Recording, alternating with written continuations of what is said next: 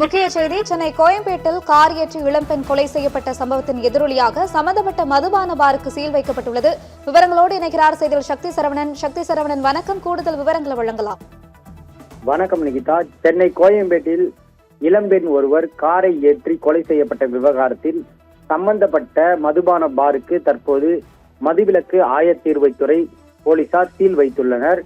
சென்னை கோயம்பேட்டில் உள்ள Chennai gateway FL3 என்ற பாரில் நேற்று இரவு மதுபானம் அருந்திவிட்டு நடனம் ஆடும்போது யாசின் என்ற ஒரு இளம் பெண்ணுக்கும் சுமந்த் சக்திவேல் என்ற ஒரு இளைஞருக்கும் இடையே தகராறு ஏற்பட்டது. யாசின் தரப்பில் அவரது ஆண் நண்பர்கள் மற்றும் பெண் தோழி உள்ளிட்டோர், அது மட்டுமின்றி சுமந்த் சக்திவேல் தரப்பில் அவரது ஆண் நண்பர்கள் இடையே தகராறு ஏற்பட்டு இந்த விவகாரத்தில் வெளியே வந்து பவுன்சர்களால் அனுப்பப்பட்ட அந்த இரு தரப்பினரும் வெளியே வந்து சண்டையிட்டுள்ளனர். அதன் பின்னர் யாசின் இருசக்கர வாகனத்தை எடுத்துக்கொண்டு செல்லும் பொழுது அங்கே சுமந்த் சக்திவேல் அவரை காரை ஏற்றி கொலை செய்த விவகாரம் சென்னை மட்டுமின்றி தமிழகம் முழுவதும் பெரும் அதிர்வலைகளை ஏற்படுத்தியது. இந்த விவகாரத்தில் தொடர்புடைய தற்போது அந்த பாருக்கு மதுவிலக்கு மற்றும் ஆயத்தீர்வைத்துறை போலீசார் சீல் வைத்துள்ளனர்.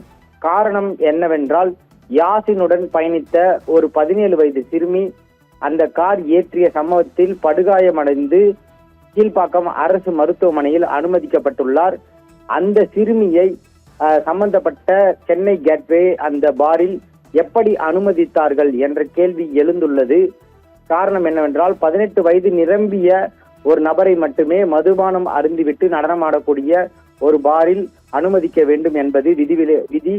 அந்த விதியை மீறி 17 வயது சிறுமியை உரிய அனுமதியின்றி அனுமதித்த காரணத்திற்காக அந்த பாரின் மீது மதுவிலக்கு ஆயத்தீர்வைத்துறை போலீசார் நடவடிக்கை எடுத்துள்ளனர்.